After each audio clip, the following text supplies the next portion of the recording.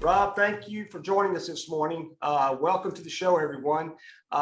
We are here with Rob Augustine from the Emerald Coast. He works with Corcoran Riveri Realty. And Rob, I'm going to let you introduce yourself to some degree, but I want everyone to know that you and I have worked together with my own personal properties. And this guy's amazing. He's done an incredible job with just introductions and the whole process of holding somebody's hand to go through the real estate transaction process. Everybody needs to know what he's about and how he does his work. And so that's what this is about, helping people to understand how to, number one, buy property in a resort or in a vacation home situation. And then here's a resource. This is a person for you to contact.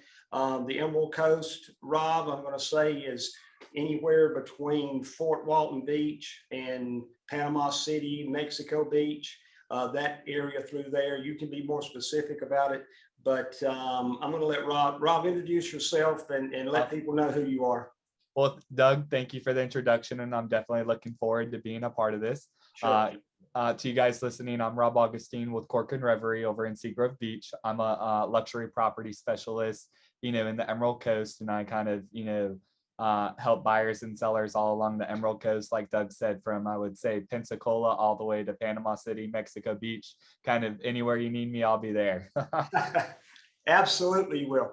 Rob, what got you into the real estate business? What lured you into this segment of our society?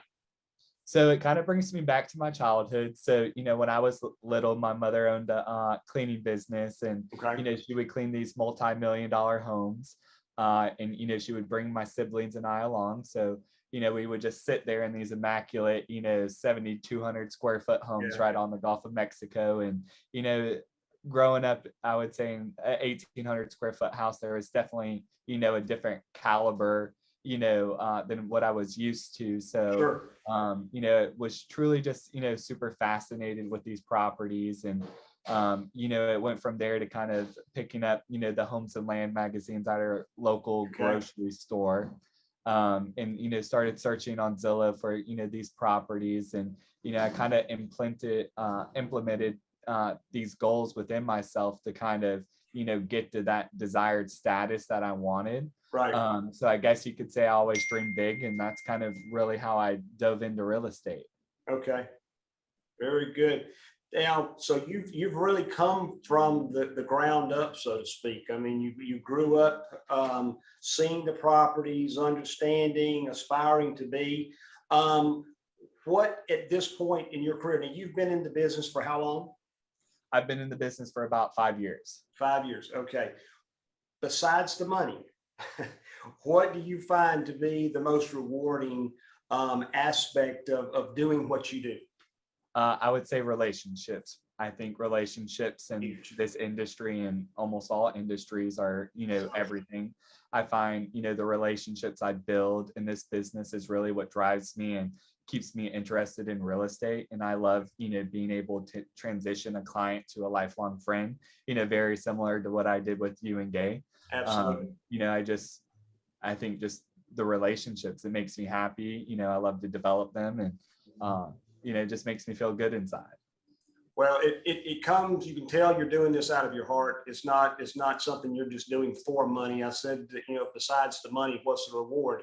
I said that as it was tongue in cheek.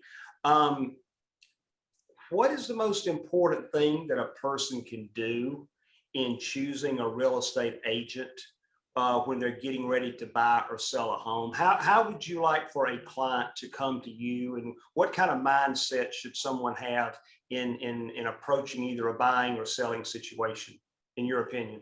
So I think the most important thing a potential buyer and or seller, can do is interview a minimum of 2 agents. I think meeting up for a cup of coffee is a great way to kind of establish expectations Sure. with one another, and essentially get a feeling for the person you will be dealing with. So, to any buyer or seller out there, I would recommend just, meeting with a minimum of 2 agents and kind of, going from there. I think, your heart will, will be able to tell you who you want to go with. And Absolutely. then it kind of, just opens the doors for, that relationship to kind of start and establish. Excellent. That's good. That's very good to know.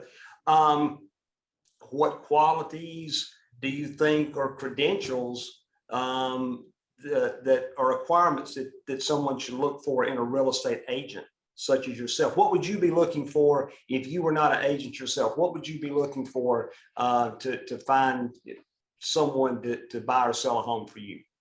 I mean, I would say everything I have. I'm totally Absolutely. just kidding. But I think it's important to have someone who is well versed and educated in the market area, the property resides in. Since the real estate market is ever changing, I think constant research and analysis is crucial to staying informed, Okay. which then allows a good agent to effectively inform and help clients make educated decisions. Sure. That's good. What are some things that a new client or potential client should know or understand about the relationship with the agent, whether they're a buyer or seller? What do you think a client should know and be prepared for? So for me, I like to think the relationship goes far beyond the transaction itself. Given all of the technology and advancements in recent years, the relationship and bond between a client and agent is truly everything, in my opinion. Here in our local market, a good majority of purchases are second homes with out-of-state sellers and buyers. Right. So I always strive to kind of be that boots on the ground person per se, for all my clients, since they are often not able to be here. Yes. And I think that component of the relationship is very important for, the local Emerald Coast, market, especially since we're, primarily in that secondary market. Right. I totally agree and hear what you're saying. Your service was unmatched. I don't think that I've ever bought another product, a car, a house, a suit, what have you, that the person that I purchased it from, excuse me, gave me better, or gave Gay and I better service and more care and attention to what we were trying to do when we were selling our home. The service obviously you provided was excellent in a variety of ways. Where did you learn? Where did you develop, or how did you develop this degree of concern or care in providing this kind of service for your clients? Well, one, Doug, thank you, definitely for the compliment, and it was definitely a process, getting to kind of where I am now. And, I kind of met the needs of my clients through trial and error and definitely time. Sure. Before getting my real estate license, I was able to intern with a few of our area's top agents, developers, architects, and designers. And Yep. I did this, essentially for a year while I was still in school and, still serving, at a local restaurant. Right. And, learning from these experts, I was able to see the process and strategies of each individual. And then, kind of, admiring what they did, I put my own twist on what I wanted to do. Yep. So building the relationships and asking, the constructive feedback kind of helped me better tailor, my Absolutely. service for my clients. Yes. And I think a lot of my clients like how straightforward and honest I am. Absolutely. Sometimes I do consider it a flaw, but I want to be able to do exactly what my client hires me to do. And growing up the way I did, I wanted to do better for myself. I found out, early in life, I wasn't going to get a helping hand, and I had to go out there and put in the work and earn it myself. So, Right. it was a process. And like I said, I think the biggest thing was just trial and error. You kind of put your own twist on it and just better yourself every day. And you have done that. There were so many different ways that you helped us, even, from the coming in, giving us ideas about just how to set the room up, what things needed to be done outside of the house as far as the cosmetics go. And then you went on into even deeper as far as finding someone that could actually pressure wash those people that could paint. You didn't leave anything to chance, and you didn't leave anything undone, or relied on, on us and us being, out of town or not being there Well, in person a lot of the time. You filled in those blanks perfectly. And I think that's what you've got to do, especially in an area like that where people are not there all the time. You don't have a lot of full-time residents in those yeah, areas. I think it goes back to, building those relationships. I mean, you have to, even just outside of my industry, just, real estate in general, finding contractors, handyman, painters, Yeah. it's all about kind of building those relationships and helping one another out, and a lot of, the my referrals and, as, for handyman and whatnot are personal friends of mine. So it's not only Sure. am I trying to grow my business, I'm also trying to grow theirs as well. And I think, it's just, so awesome to be able to help support friends and, kind of bring my generation, up, what I just, really admired it. Well, and what you're doing too, Rob, is you're doing the ultimate in networking, Yep. because these painters, these pressure washers, the house cleaners, whoever that you involved in this process, they all need houses too. They're all growing in their lives and need places to live, and this is nothing but an extravagant way of networking that I feel like that anyone that from a sales perspective, from a business perspective, can learn from this and can grow from the things that you're doing here. Because not only are you hoping to get referrals from the people that you're selling or buying houses with, you're also developing these relationships with the ancillary people that you're working with, and they see you doing it. You're not out there pounding on them, send me customers, send me clients, or send me prospects. You're just out there working hands and feet, in the streets, getting these people and showing them what you do just in your work ethic. I think it's absolutely incredible, and for someone your age to have that level of maturity in the business world, it says a lot. And Oh yeah. Well, thank you. Where do you see yourself 5 years from now, 10 years from now? That is a good question. You didn't prepare me for that one. I didn't preface with that. I'm just curious now. So where do I see myself in a few years? Yeah. Well, I'm training to become a broker associate. So, Good. I do essentially, see myself stepping up to that role. Sure. I still see me, practicing real estate, and, I don't think I, ever really plan to change brokerages. I think, Corcoran Reverie has really kind of elevated, the real estate industry, and having that luxury brand to kind of support me, what kind of service I want to offer my clients is spectacular. Sure. So, I guess just with time, just, kind of continuing to better myself, bettering the service I offer my clients. Kind of just keeping on doing what I'm doing. Just building those relationships and, all the things. Well, and I think Tony Robbins said it best. It was a slogan or phrase that he came up with, and it's CANI, which stands for constant and never-ending improvement. Yep. And I think that's what we all need to do. I couldn't have said it better myself. Yeah, what we all really need to be doing.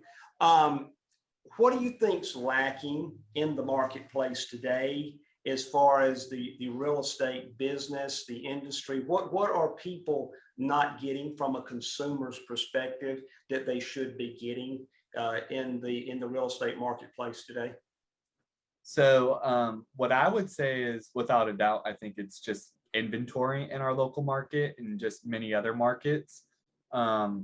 I think, because there is this increase in demand for houses without the supply being able to meet the demand, is just kind of different from all the other years, I've been in real estate, and granted, it's only been 5 years. It's just, I've never seen inventory at an all-time low. And what I think it is, as mortgage rates, are an all-time low, buyers are trying to take advantage of that. Sure. But it kind of, puts a lot of buyers in sticky situations because they're having to outbid each other. And, it's just, becoming more difficult. And what this, low inventory has done is it's increased, property values, just in general. And, it's just kind of interesting to see what's going to, how everything is going to develop over the next few years. I think, just kind of sellers are at a standstill right now. I think a lot of them don't want to sell, at least in our area, because there's nowhere else to go. Right. That's right. That's right.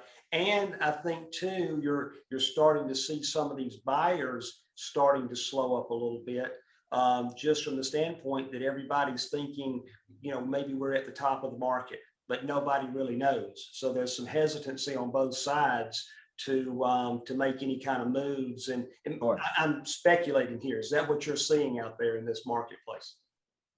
Well, see, I think, there's definitely a difference between the primary market and secondary market. And at least in our secondary market, I think, people know what they want. Right. At least the secret is out kind of in our area, and people know exactly where they want to be. Yeah. And what I see is, kind of the Emerald Coast is a drive safe destination for a lot of our feeder communities, such as Atlanta, Alpharetta, Nashville, Memphis, Arkansas. A lot of those, people and renters and tourists can, drive here, and it's that drive safe destination. And, our local governor kind of keeps our state wide open, and, Sure. people can enjoy the amenity rich lifestyle year round. And, Right. that doesn't just imply, going to theme parks and whatnot. I mean, in our area, we have hiking trails, lakes, the beach, water sports. I mean, there's just so much amenities that I think people can enjoy year round, and, don't have to be locked up in a house. Yeah. No, and I agree with you. And I tell you, I've never, going back to the transaction that you and I and Gay had, I had never had the situation. I've had buyer's remorse, but I've never had seller's remorse. And when we did sell the house, and moving out and getting things out of there, it was a to some degree a regret, because it's a wonderful area. It's a wonderful road there, 38, going through the coastline there. Yeah, one of the things that I think kind of sets 30A apart from a lot of the other, communities along the Emerald Coast is, one, our dune elevation. Our dune elevation is typically anywhere from a 20 to 30 foot bluff, which kind of protects you from storm surge. Right. Our county restrictions, limit that height of new construction to, I believe, right around 50 feet, which protects it from high rises and, Sure. overdevelopment. And then, Sure. not only that, our state forest encompasses 40% of the land, which really kind of protects it from that overdevelopment, congestion, and whatnot. Right. So it's just really a spectacular area. Mm-hmm. I couldn't have said it better. You're exactly right. And I think that's what makes that area so special too, is that there is a limited amount of space. There is a limited amount of land that can be developed. So what they have there is very precious, and they've done a magnificent job of keeping it special. So Oh yeah. Well, thank you. Let's see. Where are real estate agents? Not so much the marketplace and the inventory and those ancillary things. Where are real estate agents falling short? What are the consumers needing that you feel like is a need there by the buyers or the sellers, that today's real estate agents, those not like you, of course, but that are out there, where do you think they could step up their game and make improvements on what they're doing with the, and I know you don't want to step on the toes of your peers, so you don't have to mention any names, but how can they improve? What can they do to be better real estate agents? Well, I think one of the major shortcomings in the industry on the agent side of things is looking everything at the pure transactional level versus focusing on the long-term relationships. Absolutely. And I think, a lot of people are, money hungry versus, really just doing what's in the best interest of their client. right. And that's what I think sets a lot of people apart, especially me. Don't get me wrong, we all like to get paid, but I think, just establishing Yeah. those relationships is really what is going to take you to the end and, give you what you want. That's right. That's right. Well, and I think too, that's going to if the relationship is first, then the trust level is next, and then that translates or transfers over into success, Sure. which means obviously you're going to get paid, but the client is also going to win with the property that they buy or that they sell. So it's all, I mean, to me in sales for so long, we've put the cart before the horse, so to speak. Exactly. And it's been about making the buck, and it's still that way. I understand that. And from a corporate standpoint, I was in a conversation with a corporation that I'm on a board, currently on a board on, and with this company, and it's amazing to sit and listen to the corporate side of things. And it's all about production. It's all about selling. It's all about pushing a product. And from the advisor or the person that's dealing with the clients, it is more about the relationship and trying to do the right thing for the client. And it was, I don't know, I felt like I told them in the meeting yesterday that I felt like more of a, I can't remember the name of the movie, but it was, I feel like a kind of a protector, so to speak, of the public, because the consumer really doesn't know. They think they know a lot of times, but there's so many things going on behind the scenes that it's a hard thing for them to totally understand everything that's happening.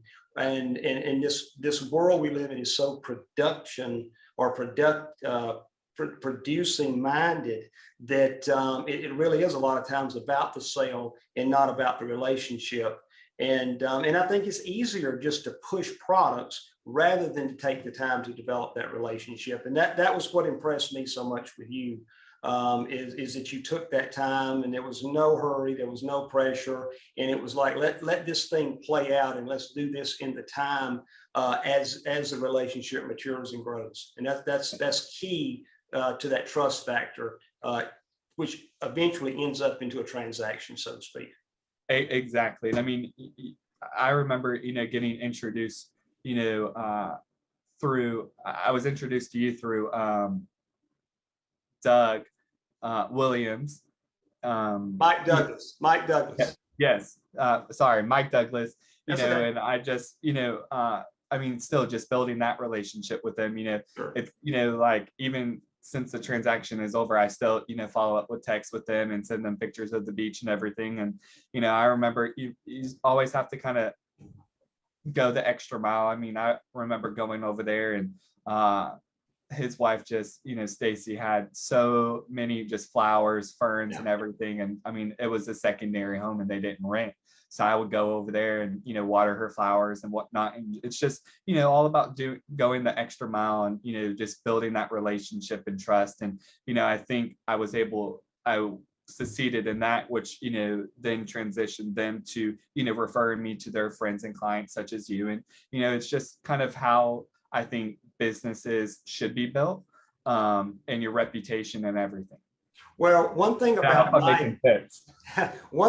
Mike, and you probably know this, but Mike has been in the real estate business for a very long time. Yes. And when I talked to him, it was just happenstance that I ran into him, and he could not say enough about you and the work that you had done to help him. And so he knew what was required of an agent. He knew what was required and what he wanted as far as being, if Mike was going to have to pay a commission, the person that he paid the commission to was going to earn it. Okay. Exactly. Yeah, because he knew what was going on there. So yeah, he interviewed several agents before me. I remember driving by, like, who's there? That's right. Yeah. But he was most impressed. He told me the story. He was most impressed. He had a water leak, Yeah. And I think you came and helped him find someone to stop that leak. It was at the road, or it was in between the road and his home. And that, again, that just reaching out and doing that extra work, easy to say, that's not my business, that's not my issue. All I do is sell houses and not do that. But I'll promise you, if there's any houses bought or sold in that area by Mike and Stacy, or by Gay and I, it's going to be through, Rob Augustine. That's Well, without yeah, a doubt. definitely, appreciate it. And like I Yeah. said, there isn't a thing I wouldn't do for a lot of people. So it's just, I know. always just, giving that helping hand and just, doing what you need to do to just make things happen. The master of customer service. That's what you Yeah. want to become. Yeah. Well, thank you. Let's see. I think we've covered this to some degree, but this is something, and I want to ask you, don't repeat yourself. Okay, but some of these other things that you've said, I want you to tell me, because I think we've got a society that doesn't want to do this. It takes effort, it takes energy, it takes desire. But what motivates you? What causes you to go the extra mile? What causes you to want to do what you can to help these people? Because I think even if you did all this and they decided not to let you sell the home, or use you as their agent, you would be okay with that, and you go on about your daily life, and it wouldn't, you'd hate to lose the business, but I don't think it would stop you from doing what you're doing. And so I just am curious as to what motivates you to that level. So I'd say, it kind of goes back to my childhood and the values and morals that my parents implemented in me. And, Yeah. Also going back to the way I was brought up, as well, just kind of growing up poor and having to go through, Sure. the couch cushions just to find change to go up to McDonald's, Yeah. just, living like that, really just kind of made me focus on, what I was doing that was going to put me out of that situation. And I really, Right. started partying and whatnot, and just realized that, I wasn't growing up. I wasn't, implementing, goals within myself. Mhm. So, I really just, it came to the point where my parents cut me off completely, and essentially like changed locks on the doors and were like, you're out, like it's time for you to kind of just grow up. And Yeah. when I mean they changed the locks, they changed the locks. Yeah. Yeah. And I ended up moving into a good friend's house, and kind of just was working at Subway, and I was a manager there, and kind of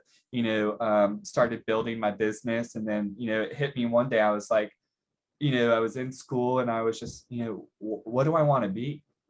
And I decided to I was thinking about real estate, and I was like, well, how do I really know if real estate is for me? And I started just kind of interviewing a few of them, and then just kind of asking if I could intern for free. I wasn't expecting to get paid. I just kind of wanted to see if this is something that I wanted to do. Sure. And Sure. I was actually able to intern with a good friend of mine, Larry Davis, who really just kind of taught me the way in real estate, and I will be forever grateful for him. Awesome. But I would really say that just kind of growing up the way I did, and just my parents implementing those values in me, and they would always give out helping hands, and I just knew that I kind of wanted to follow in their footsteps, but kind of break out of that status we were in, and kind of just bring my whole family up. So it's just so interesting. All of my sisters and whatnot are doing so well, and we're really just kind of bringing our family out of what we used to be, and it's just spectacular to see, and it's just a true blessing. Well, I know you've got lots of success ahead of you, but you've already achieved so much. And regardless of the dollars that you're making, which I'm sure are plenty, you're developing yourself in an incredible way. And man, does it show through. And we were just very impressed with you. And just wanted to recognize that. And I think we've talked about this, and I can't let that go as far as the being complimentary and appreciative of the type of person you are. You don't run into people like you every day. So it's when you do, you want to recognize that. Let me ask you this. This is getting off the personal a little bit and getting more back into the business side of things. Where do you see, or can you prognosticate to some degree, where do you think this market is going to go? And give us your best shot at that. I know nobody knows, but with where we've come from and to where we're at and what you're seeing, especially in a resort area like that. I know that the residential and outside of that area, there's more degree of a control or understanding of where this market's going. But in that resort area that you're in there, what's the forecast, and what do you say to people about still coming in and buying property, or to those that want to sell it? What's your approach there? So, I wish I had that crystal ball, but it's been broken, for quite some years. But if I really kind of had to guess, kind of where our market was going, I think it's going to continue to blossom throughout the years. I don't really see it slowing down by any degree. Our market, is kind of like a roller coaster. It kind of, peaks back up during the peak months of, the rental side of things. Sure. But, I think just kind of being that drive safe destination and having just these world-class amenities, throughout our area, people will continue wanting to come down here. And not only that, when they're buying these secondary homes, they can always offset the cost to own by renting. So there's just so many, extras that people can do when buying a property here. And not only that, the appreciation here is just unreal. I mean, you saw that in a short amount of time, and it's just kind of crazy what, sellers and buyers can do in this market. I know a lot of people are, can get scared to make the jump, but I think, at the end of the day, I think your heart will tell you where you want to be. And, as you just walk down on the beach, it just kind of brings you right back to, this is what I want for my kids. And I think a lot of people, want that kind of generational estate to leave, with their family, their kids. And, just, I think the best memories are made at the beach. But like I said, just in general, I think the market will continue to grow here. I think inventory next year definitely will be at an all-time low. So I think that will be challenging to overcome. And that's where I think it's important, to kind of have that local expert that can, find you those, off-market, properties and, all of those things. But I really just, see it being strong next year as well. Well, that's a good diagnosis and prognostication there. I appreciate you doing that. Rob, I really appreciate the time that we spent together this morning, and thank you very much for all of your insight, your wisdom, your ability to explain what you do and why you do it and how you do it. Everyone listen, if you're going to the Emerald Coast, if you're going to Destin, Panama City, 30A, those areas to purchase a resort style home or a beach home, even if you want to go there to set up a permanent residence, Rob Augustine at Corcoran Riviera Realty is unbelievable as far as a real estate agent and what he's able to do to help you. And I just want to say thank you, Rob, again for what all you've done, and appreciate you coming in today. Yeah, well, thank you guys and all the listeners out there. Doug, definitely appreciate, you allowing me to be a part of this, meeting. It's just awesome. Great. Yeah. Guys, thank you very much. Come back to Maximum Wealth, subscribe to our channel, go to our website at maximumwealth.net, and we will see you again soon.